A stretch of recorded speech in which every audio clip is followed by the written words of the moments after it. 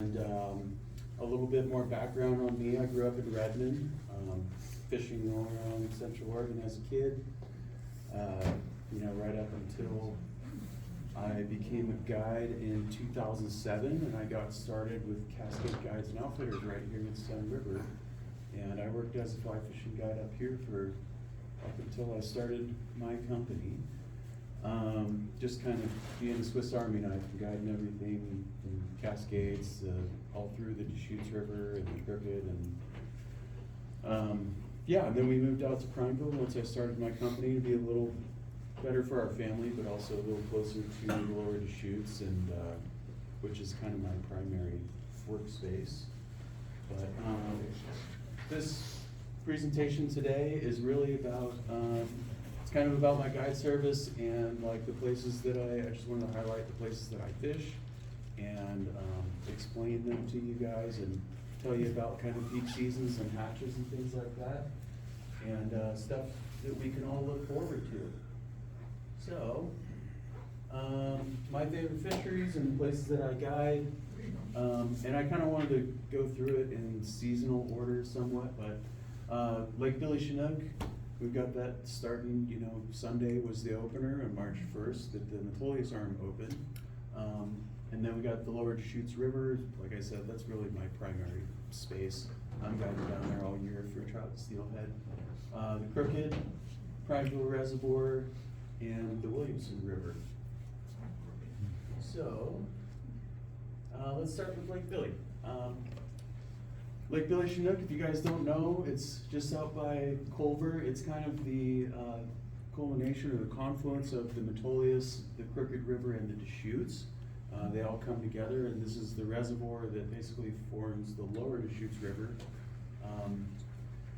The best season, I think, for bull trout, and it's not to say that this is the only time of year that you can catch them, but really is like February through April. You can get out there in February, and you can fish like the Crooked Arm and the Deschutes, and kind of the main body of the lake, not getting up into the Metolius before it opens. The type of fish that are in there are bull trout, rainbows. We get some brown trout, and occasionally you have a hook a kokanee in the back on your streamer or something when they're kind of going after it. But main tactics we use out there, my favorite way to get them is streamers. Fishing, sinking lines, everything from intermediates all the way down to like 400 grain, like heavy sinking lines that drop really fast. They're really more designed for fishing saltwater and stripers and stuff like that, but they work excellent for, bringing a big heavy fly down into where those bull trout are hanging out, which can be, sometimes I get them down in like 25, 30 feet of water. So I'm just doing day trips out there, and that's kind of been my main thing, but I also offer some multi-day trips that I've worked out a deal with a guy that has a cabin on the Metolius Arm clear up past Perry South. And so we're kind of starting to host some overnight trips up there. It's like this fully furnished, awesome cabin with like these little bungalow suites and stuff. It's pretty fun. And there's a big deck that like hangs out over the water. It's right at the mouth of Metolius. It's really cool. So, come on, computer, go. Like I said, our main target's bull trout. They're part of the char family. Some of the bulls in there, like I think the state record is like around 25 pounds or something out of Lake Billy, but that's pretty crazy. I mean, the biggest ones that I usually see on regular season are kind of getting into like the mid-teens. I've seen some of those like ultra big ones, like we'll hook a bull trout sometimes and like bring them up to the boat, and they'll come up and like swipe at it next to the boat. I haven't been lucky enough to touch on one yet, but they are super aggressive, and they're once they get to a certain size, they get really predatory. So they're mostly targeting small bait fish, baby bass, sculpins, little trout. There's like out migrating steelhead and salmon smolt they're putting into the middle Deschutes and the Crooked.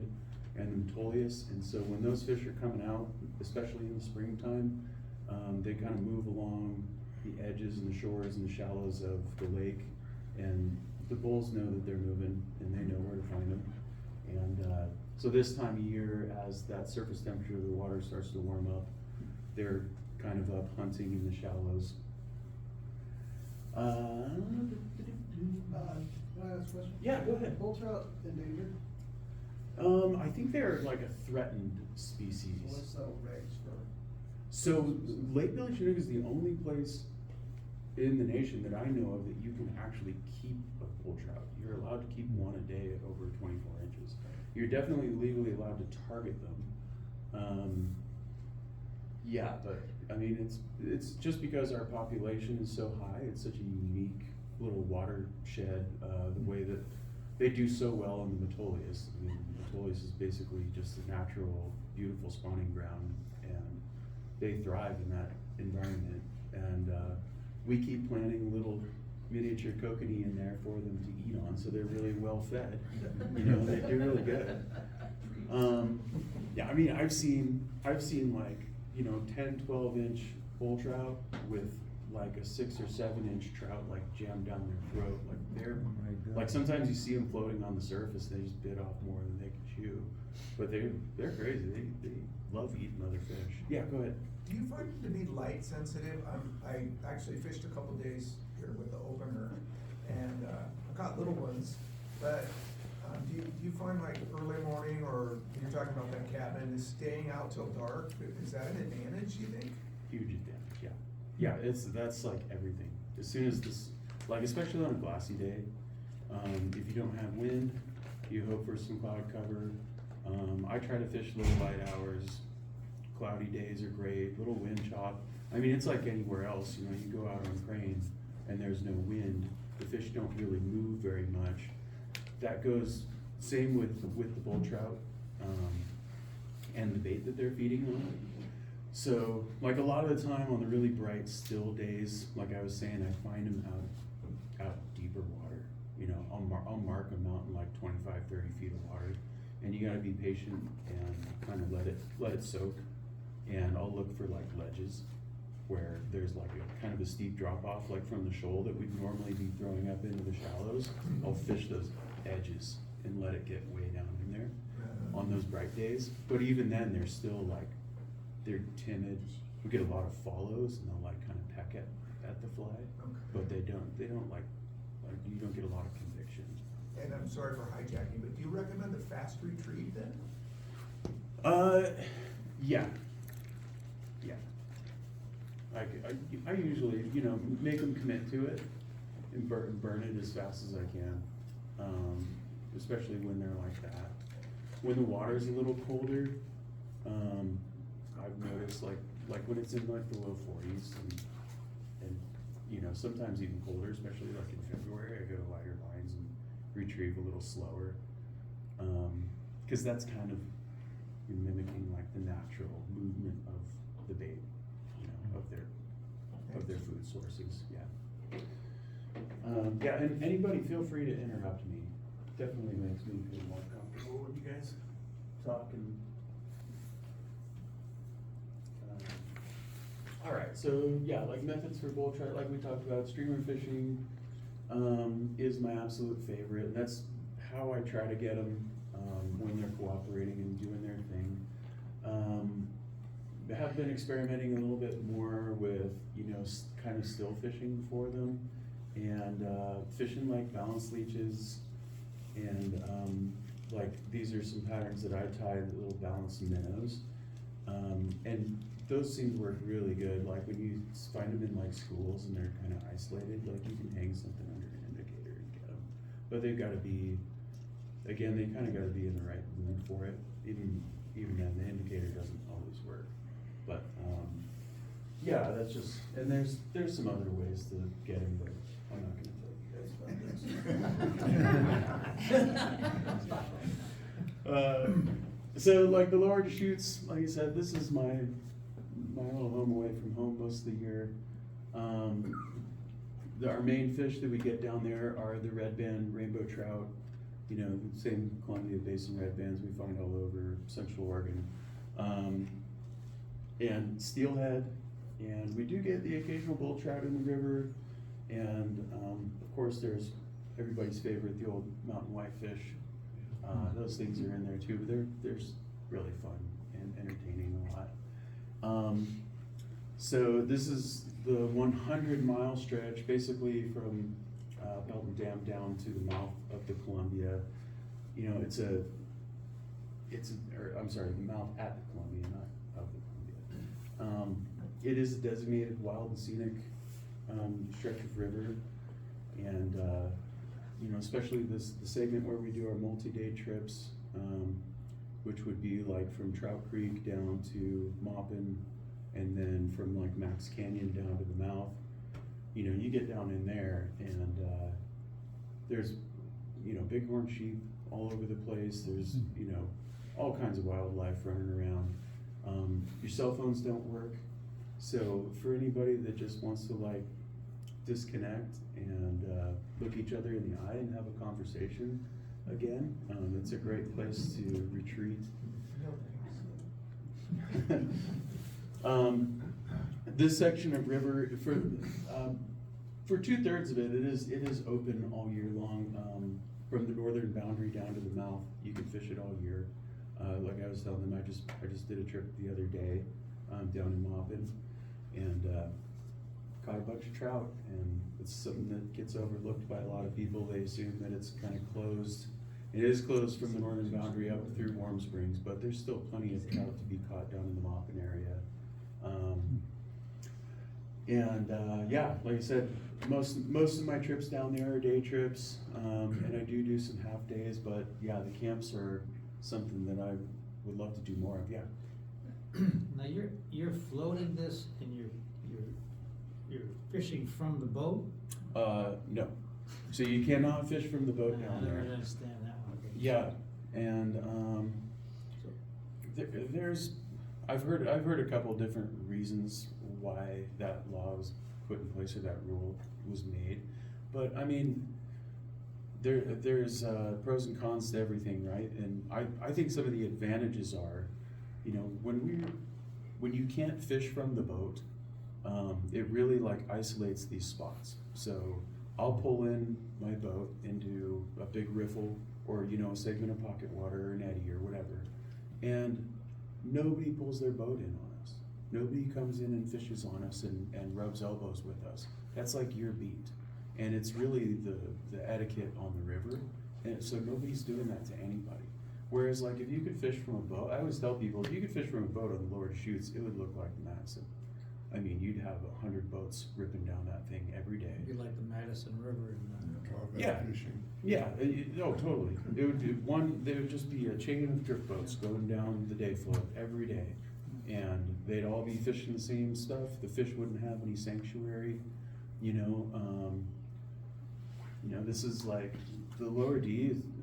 If you work a little bit harder and you analyze all the different angles and learn all the little pockets, and it can be really amazing. So many miles a day do you go if you're gonna be stopping? Depends on the segment. I mean, Okay. so the main day float section, like from Warm Springs to Trout Creek, is a 9-mile float. Okay. When I'm doing my multi-day stuff, so like the 4 days, you know, we typically put in at like Warm Springs and float down to Harpin Flat, and that's 45 miles of river. So we're on about that same pace, you know, doing about 9 miles a day. Sometimes I'll do my 4 days from Trout Creek to Harpin Flat, and that's about 36 miles. Can you wade this, when you're stopping, can you wade out to the middle, or I've never been there, so. No, so this is like, the average flow in the summertime is about 3,800 CFS. Okay. Yeah, 3,800 cubic feet per second.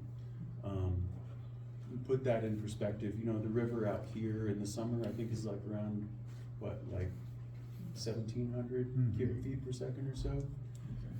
And that's in the summer when they're drawing irrigation out of it, so it's about double that, Okay. and it's much steeper. So you can't wade out to the middle. I mean, there are parts where I'll just, you know, like row my boat over a shallow gravel bar, and I just jump out and throw my anchor out, and you know, Okay. it's this deep. So, there's lots and lots of places, and being in the drift boat, or, you know, a raft, or whatever you wanna take down, I mean, it is a huge advantage down there. There's lots of places that you can walk and wade, but being in a boat, you can stop on either side of the river, you can stop on islands, on gravel bars, there's tons of access. And it does sound a little intimidating at times, but I mean, I always read my clients and see what their abilities are, and there's plenty of places that you can just step out of the drift boat and like walk around on the front of it and start casting. I mean, the rule is that you just have to have your feet on the ground, you can't be standing in the boat. So, I know that with some folks that they don't wanna go slip around on the rocks and move too much, so I'll put them right on the X, you know, and then step out of the boat and just unhook their fly and start fishing, and they'll catch them, so. Yeah, great question though, I'm glad you brought that up. Is that looking south or north? This is looking north, so this is actually North Junction.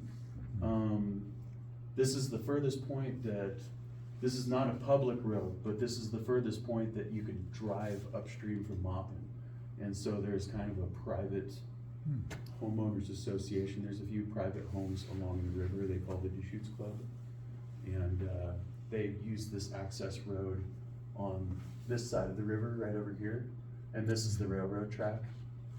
Funny enough, this is actually an old railroad grade. I don't know if you guys have ever heard that story of the Deschutes Railroad Wars, but it was like in the early 1900s, the two railroad companies, I think it was Great Northern and Union Pacific, had a race to Central Oregon to see who could get rail here to export lumber first. Yeah, go ahead. Sorry again, but how many, are the boats regulated as to so many can go during the day? I mean, is it past each other? Or? Yeah, so you have to get a boater's pass to float the river on any day that you're out there. If you launch a boat on the Deschutes, you have to get a boater's pass. And each segment is restricted to a certain amount of bodies. They call them user days, but yeah. And so prime use days, like if you wanna fish like during salmon fly hatch or like peak steelhead season and stuff, it's good that you like reserve things in advance, because sometimes it's really hard to get a boater's pass. If you're trying to buy a boater's pass the day before your trip, you might not get one. Like they might be sold out for that segment that you're in. So, yeah, another great question. Yeah, and for those of you that don't know, a few years ago, I did do a presentation for the club all about the Lower Deschutes, and it is still posted on YouTube, I believe, and a lot of these questions are answerable on there. If there's any stuff you guys wanna cover. Anyway, our Lower Deschutes hatches, our peak hatches in the seasons. We're coming up on the March Brown hatch, which I think is like a huge overlooked hatch on the Lower Deschutes.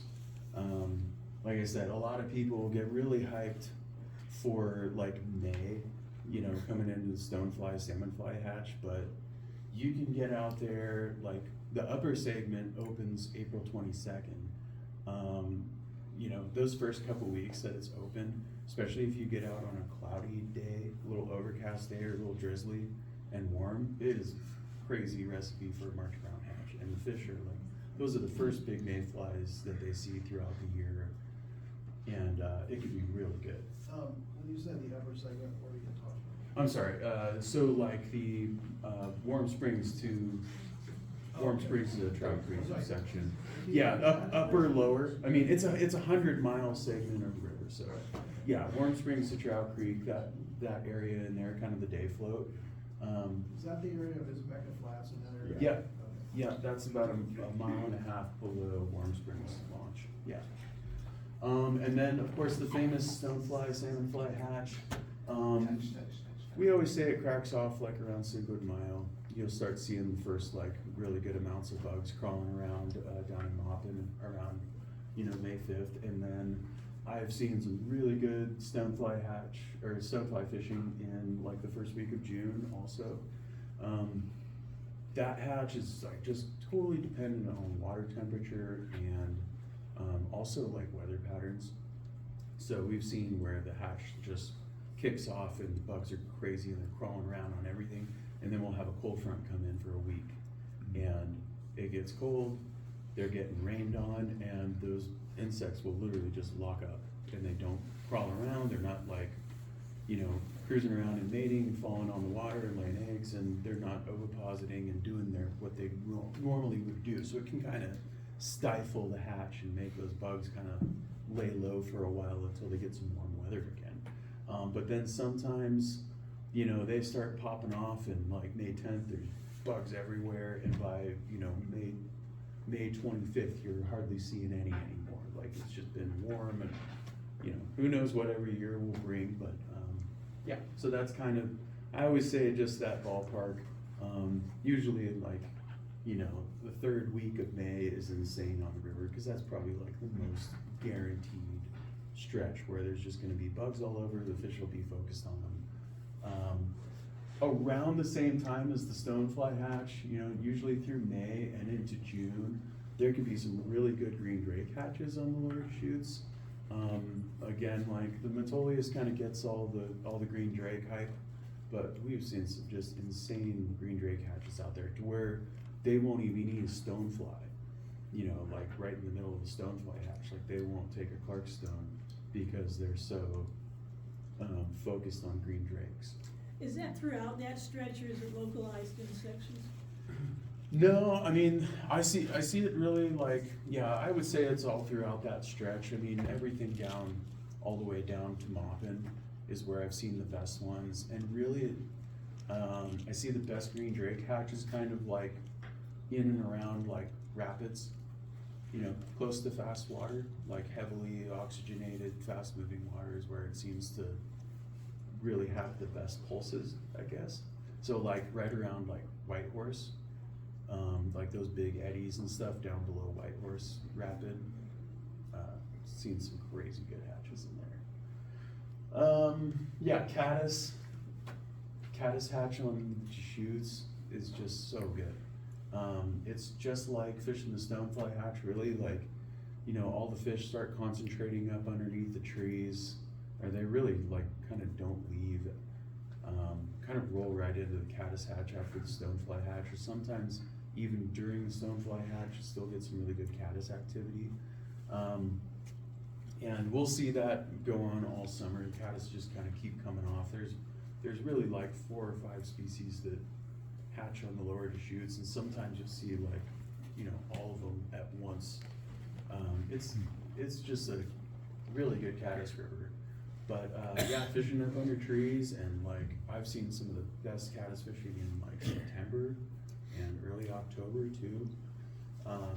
Someday take a little break from steelhead fishing and get some hard caddis fishing in. Pale morning duns, you know, there's some massive weed beds down there that the PMDs like to hang out in.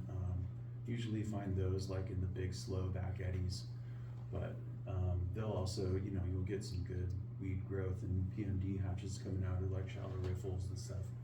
But yeah, that's all through beginning of the summer, and then there'll be kind of like another little bump of PMDs kind of late summer, like in September. They tend to be like a little smaller. They're like little tiny guys, like 18s, but and then blueing olives, I'll see those hatch all year, but I really don't fish them unless it's like cold season, you know, like November through March, April.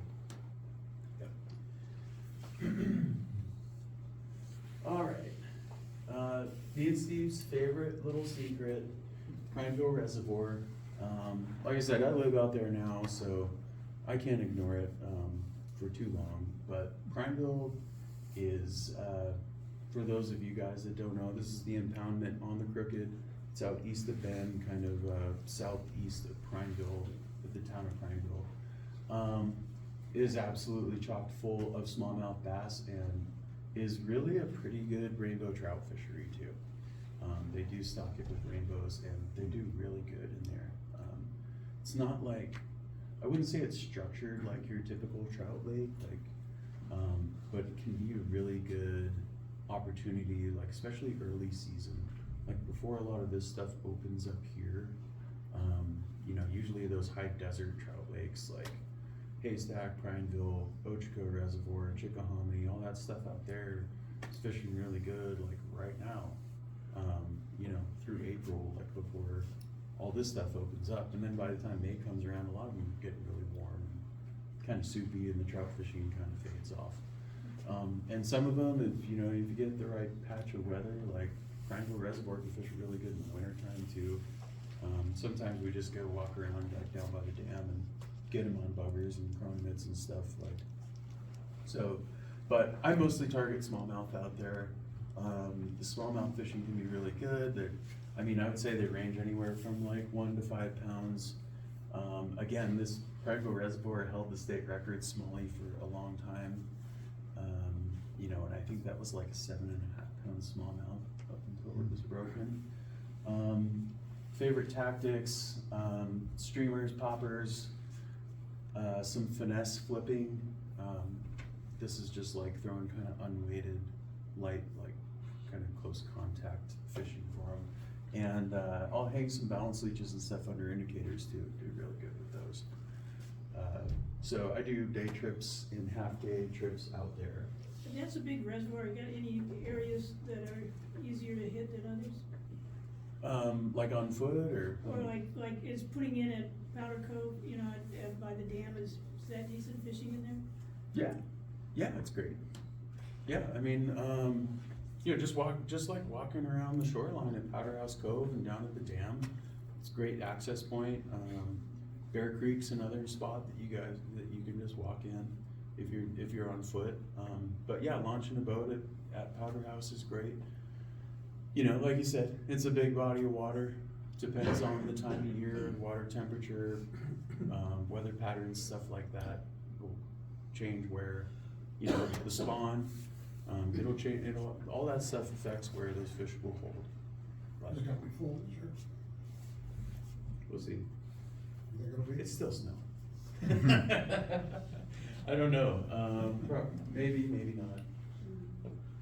I know that the irrigators always seem to take priority, so we'll see. They're gonna fill that thing as best they can. Top water is the best. This is 90% of the fishing that I do out there is chugging poppers and trying to get them on the surface. For me, that's like it's the best way to catch smallmouth, or largemouth for that matter. But I will keep doing it until they're just absolutely not giving it the time of day anymore, and then I'll switch to other tactics. But just like we were talking about with bull trout, low light, or even just surface chop, early, late in the day, cloudy days. Last year we were out there fishing in the middle of a snowstorm and just wrecking them on poppers. So they love cloud cover as long as the water temperature is, at a temp that they're comfortable and warm enough to like run around and feed. They're pretty happy, come up and get them on the top. What else do I have on here? Yeah, but after, if the sun pops out and it gets flat, they will get stingy and they won't even come up and look at them anymore. And that's when I'll go to fishing finesse rigs and trying to get stuff that sinks down around the rocks and get them. But yeah, the popper fishing can be really productive. Like some mornings I'll have 30, 40 blow-ups on poppers. Yeah, go ahead. What water temp are you usually looking at before you start fishing poppers? Is it May or is it any time when the water gets warm or? Yeah, like I would say like April's a good, usually like when the water temp starts to get up into like the mid 40s or so, is when they'll just kind of start moving around and get a little more active and feeding. They can still be a little lethargic when it's like that. But then, yeah, the summertime, like June's kind of like post-spawn, and the water is getting pretty warm at that point, and I think they're really their happiest in like, with the water temps in like the mid 50s or so. Mid 50s, 60 degrees is like kind of the sweet spot. And they will like, early in the morning, like get out at low light, or even in the evening. But yeah, low light fishing in like June, July, really good. That's usually when I try to do like half day trips too, because it's sort of a waste of time to be out past 11 o'clock. They'll just kind of shut off. They'll keep eating streamers all day, but Yeah. I mean, if I wanna throw streamers, I guess I'll go for trout or something. Can you guys hear me okay? Yeah. Alright. It is dead quiet in here, so. The Crooked River, happy to announce that I was just, awarded a permit to guide on the Crooked River this year, and so I've been hoping for one, ever since I got my own guide service, and, you know, I do live in Prineville, and I'm the only outfitter that's in Prineville, so it's kinda silly, I haven't been able to guide the river that flows through our hometown, but, now I can guide out there, and so I'm trying to promote it and showcase it, and, it is a really cool resource that we have, it's really close. Everybody knows where the Crooked is, right? It is open all year long, so, you know, whatever time of year, you can run out there and get your kicks and catch some fish. It is home to red band rainbow trout, just like most of the other rivers in Central Oregon, and mountain whitefish. The average red band, I would say in the 8 to 12 inch class. I mean, of course, there's smaller, and of course, there's bigger. I've seen them as big as 20 inches in there, but that's, you know, after fishing it my entire life, I mean, I could count the 20 inches on one hand. And I mean, I used to guide on that thing 100 days out of the year easily, and we've rarely seen it. But, you know, I mean, getting a 16 or 18 inch rainbow in that tiny little ditch is super fun. But the 18 to 12 inches, man, or 8 to 12 inches, like, they provide tons of action. You know, on any given year, they say like about 2,000 to 4,000 fish per river mile. I think that the shocking fish counts that they do are a little flawed, but that's their estimate. It's probably somewhat accurate though. There's a bunch of fish in there. I mean, I used to run trips. We'd do a half-day guided trip, and I wouldn't move 100 yards on the river. You know, just 4 hours of just catching fish. We just fish like one little slot. Dry flies, it's an excellent dry fly river. Nymphing is probably the most productive way to get them. They do eat streamers, especially like little buggers and stuff. Like, this is a great time of year to fish buggers. When it's cold and like the fish are kind of in slow pools, I like twitching a little leech or something. They eat everything. And we'll be doing day trips and half day trips out there. Come on, go. So notable hatches of the Crooked, midges are going off all year. You can fish a zebra midge all year long on the Crooked. You know, like, you don't even have to change it. You can just fish a red or a black zebra midge and you'll catch something. Blue-wing olives, they also come off all year. They do slow down through the middle of the summer. But you know, you can still see some pretty good blue-wing hatches in the summer on like a cloudy day. Something a lot of people don't talk about is there is a little squala stonefly hatch. Typically like this time of year, March and April. And you don't see a whole bunch of them, but we would see them. And I think there's enough there that the fish would figure it out and they would know that they were there. And there's certain spots where I could throw a squala in. Sometimes the biggest fish in the pool would come up and eat the stonefly. It's pretty cool. And that's a good time to do you know, dry dropper stuff too. Just put it out there and just see if anybody wants it. The ground caddis hatch, or you know, also known as the Mother's Day caddis, of course peaks, you know, around Mother's Day. I think it comes off a little earlier on the Crooked, but that can be some really insane dry fly fishing. Rainey, I feel like I hosted like You did. an You outing came out up there. not as a guide, but as just a You guys outing leader, and you had my friend Julie, who had never fished before, going, I don't see what the big deal is. It was really easy to catch all those fish. Yeah. Do you remember how the river just started boiling? It was like snow. It's crazy. It was Like great, those yeah. caddis start flashing in like the middle of the day. It's usually like around 12 or 1. And when they come off out there, it's literally a blanket hatch. Like every fish in the river starts rising. And The trouble is like getting the fish to notice your fly because there's so many caddis on the surface. So I'd start doing weirds, like I'd start fishing like oddball flies, like clusters, and you know, you can throw like a Goddard caddis or something to kind of make it look like a cluster of caddis stacked together, but yeah, that's a really cool thing to do out there if none of you guys have ever done that. And then the pale morning duns, I think is probably one of the most important hatches on the Crooked. That is like, they feed like crazy on those things all summer long, June through September.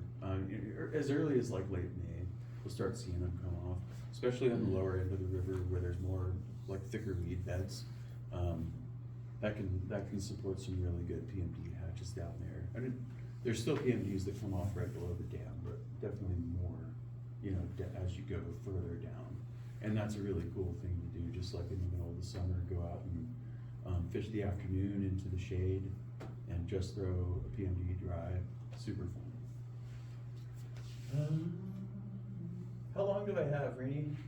5:30, Okay, what time is it now? 10 after. Oh my gosh, I gotta hurry. Yeah, I won't say too much more about this. It's a great place for families and beginners. You guys have most of you have been out there. Great access, easy wading, lots and lots of fish. Williamson River, this has like become like my little favorite way to fill out my calendar in the summertime. My Deschutes season usually sees like a little bit of a void in like July and August and September, early September. And so I go down, I've been working with the Lonesome Duck on some trips. I do a lot of my own projects down there too. But it is just a super cool place. For those of you that don't know, it's near the town of Chiloquin, just north of Klamath Falls. Primary fish that we're after down there are Klamath Basin red bands. It's sort of like a landlocked steelhead strain. They're goofy looking. They don't like hardly have any spots, but they get super big. The average fish we get are like 14 to 20 inches. You get these little cookie cutters, and a lot of the time you can get a bunch of those throughout the day. But then, you know, throughout the day you may pick up one or two or a whole bunch of big ones. And I think the bigs are like, you know, 5 to 15 pounds. You know, I've seen plenty of like mid-teens rainbows that we just couldn't land. Like the tackle just gives up. Like they'll run you downstream and wrap you around a log or something. But it's a pretty special place. All methods again work here. Just fishing single drives, dry droppers, nymphs. We do a lot of streamer fishing. It's really best from June through October. I kind of don't go down there in October very much, but I know it keeps fishing really well. Notable hatches of the Williamson, the hexes are like a big attraction out there. Any of all you guys know what a hexagenia is? Big yellow maize. They come off, you know, typically like mid-June through July. It is the biggest species of mayfly that we have out here in the Northwest, I think in probably in the country. And they come off right at dusk. So like you gotta fish like that last hour of legal light. And it's pretty cool. I mean, like every fish in the river again just starts coming up and gulping these things. So a lot of the time during that time of year, I'll do split days for people, and I'll take them out in the morning, or we'll do like a late start, and then make sure that we fish into the evening, so that they get to experience the hatch. Hoppers, these fish love eating hoppers. You just gotta throw them and keep pitching them out there, and they'll find them. The best hopper fishing is July through August, but they'll keep working all the way into September. It does get some Calvados hatch down in the frogwater section, down in the really slow stuff. Typically June through September. Mahogany duns in the fall can be another really good thing. Just a sec.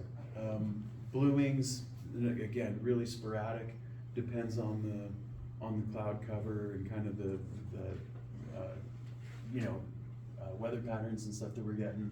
And then I'll see bursts of caddis and like aquatic moths and stuff coming off all the time. Sometimes the fish will key in on those, but every day is absolutely different out there. You can't really predict that anything's gonna go. Yeah. Yeah, earlier on, I told you I was from Colorado, I just moved here from there.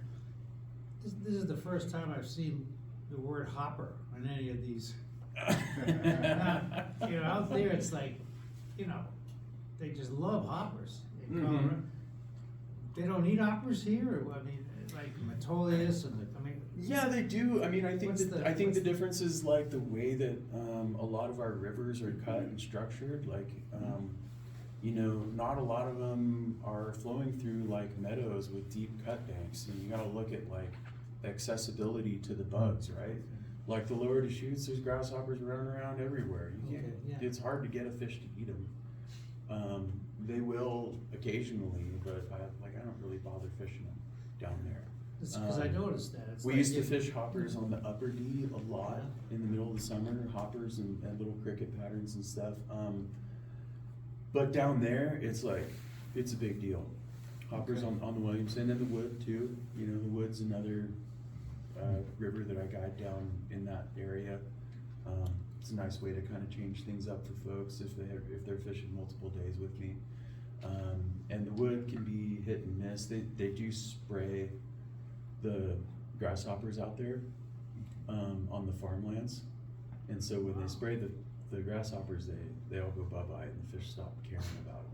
But if there are, like, there's like these little waves where, like, kind of in between sprays where the grasshopper populations build up, and that could just be wild hopper fishing. But yeah, it's So just, you they can work, look at- but not Look at the everywhere. Metolius, for example, you're wasting your time? Yeah, don't fish a hopper. Okay. I mean, you know, you're better off fishing a chubby or something that like Yeah. mimics a golden stone, because on the Metolius, like the stoneflies will keep coming off sporadically all summer long. Okay. You know, whereas like the lower Deschutes, the golden stones hatch for 3 weeks. Okay. On the Metolius, like you'll see golden stones crawling around on the bank in September. Okay. You know, because it's a spring river, stable water temperatures all summer.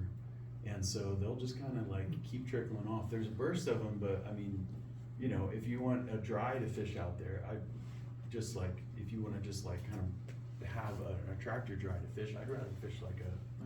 like a golden chubby or something on the Metolius would be great. All right, come on, Bryon, you can do this. Yeah, favorite methods on the Williamson's gotta be just dry dropper fishing. Most of the pools that we're fishing and where the fish are actually like held up is like, you know, 4 to 6 feet deep. You don't have to get super deep. Sometimes they just completely give up on dries, and in that case, I'll fish an indicator. And the indicators work way better, you know, if you gotta fish deep too. Some of those pools do get really deep, and during bright, chill days, the fish will go down and sit at the bottom of those pools. But we get a ton of fish on streamers too, and you know, woolly buggers, little thin leeches, you know, all the way down to like size 12, 14 leeches, just little tiny things, and stripping oddball nymphs and things like that. And then sometimes like big sculpin patterns, like big bait fish patterns, but we strip a lot of flies on sinking lines in the Williamson. And you kind of swing them like a steelhead fly, you fish them downstream of you, you know, whereas like most places you're fishing streamers, in my opinion. Like when I fished streamers out here, back when I lived here in Sunriver, I mean, I'd always cast to the bank or even upstream and kind of get them to come down and across. On the Williamson, we fish them up. It's just, it's kind of backwards, and you gotta know like where to set up and how to do it right, but man, it can be really productive. Sometimes it's all we want. Last thing on my list, lower Deschutes steelhead. This has just become a big part of my program. Steelhead runs have their up and downs, but boy, it's been good lately. Yeah, I feel like the Deschutes steelhead runs are kind of making a return, and you know, anytime from July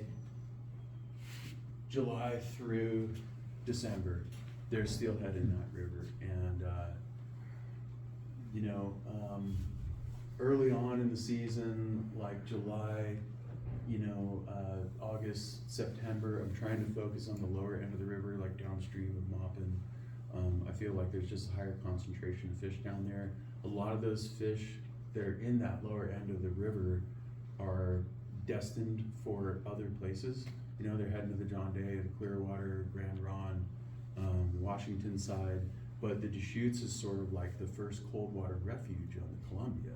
So a lot of those fish are migrating up the Columbia, and they're cruising around in the middle of the summer, and the Columbia is like 76, 77 degrees. And then they hit the Deschutes and they go, oh, it's this breath of fresh air.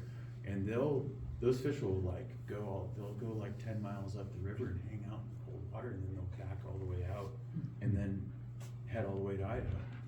And so you have like this crazy mix of fish down there. A lot of them are Deschutes bound, but you'll get a little bit of everything. And you'll get big like B-run, Idaho steelhead down there at the mouth.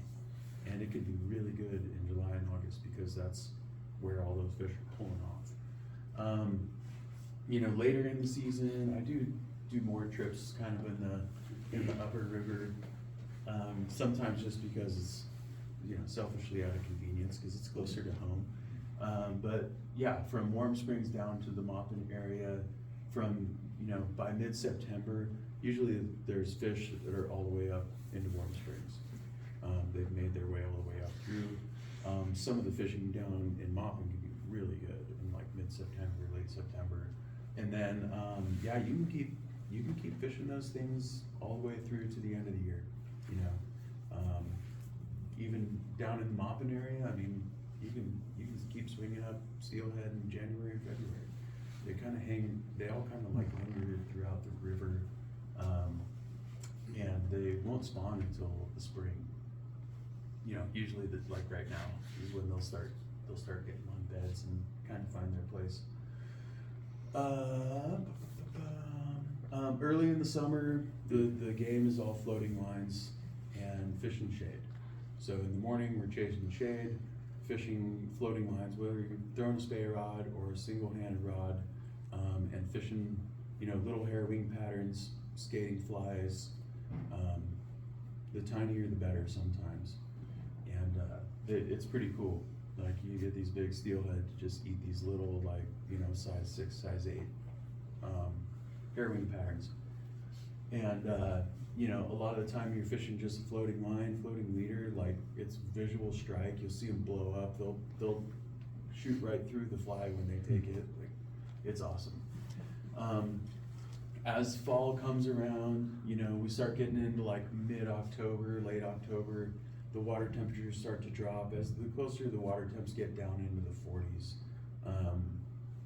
the fish just get a little colder, a little more lethargic. They don't want to come up and eat stuff near the surface anymore, so we got to get it down in their face. The hair wing patterns, smaller flies will still work, but usually around that time we just start going sing tips, marabou, spey flies, kind of bigger leech sort of patterns. Yeah, I only got one more slide for you guys. So for those and the trout trips, I'm doing day trips and multi-days. Like I said, the multi-day camps, they're 2 to 5 day trips. I can do groups of up to 8 or possibly more. And all equipment, food, all your tackles provided. Just bring your clothes and whatever your party favors are, and we'll have a good time.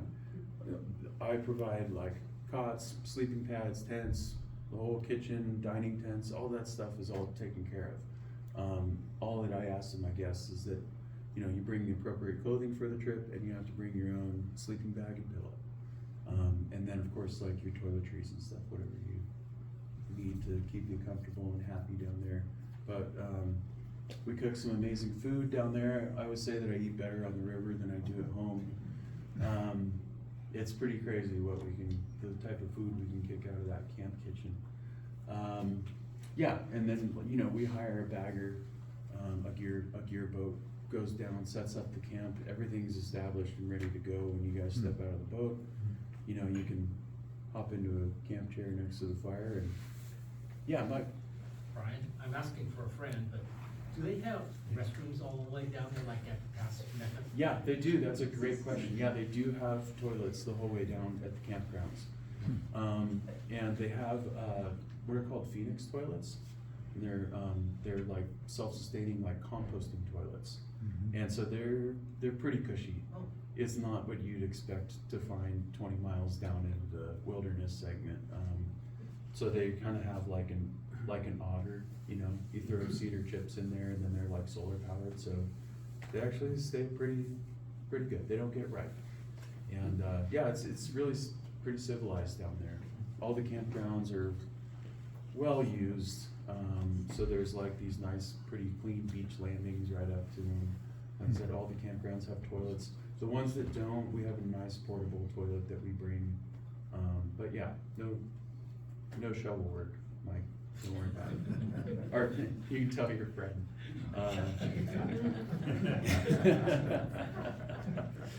But yeah, I try to like cater to the guests on the camp trip. I know it can be intimidating to go that far into the outdoors, and especially for multiple days.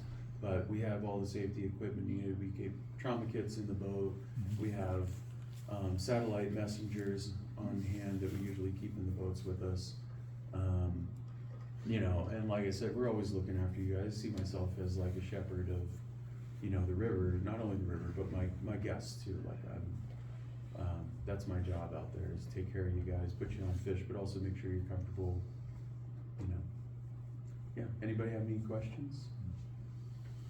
I'll just jump in on the toilet thing. There's an episode on Oregon Field Guide about the guy who floats the river and services all the toilets. So we'll look that up. It's a really cool story about him floating along and servicing all those kaibos all the way down. He's a pretty cool guy. Oh yeah. Yeah. And he's the only one with a motor out there, so he's easy to see. He's got a little electric motor. It's cool. He puts that thing in drive and then he rows the boat still. And I mean, he floats the whole 36-mile segment in a day and services the toilets. And he works down there, but he doesn't. You know, he's a super cool guy. Yeah. I've been down there several times below Trout Creek in the White Horse area in October, in August, and all of a sudden you hear this roar coming up the river, and it's a massive jet boat with 2 ODFW guys and 2 hired hands whose job is to clean out those toilets. So they maintain them pretty well. Huh, yeah. Usually the people that are maintaining the toilets, I see them come down in rafts. I haven't seen them maintaining them in a sled. I've seen that twice. Huh. Fascinating. Well, they've got all kinds of resources to use up, I suppose. Yeah. All right, well, thanks for having me, guys. I'm out of slides.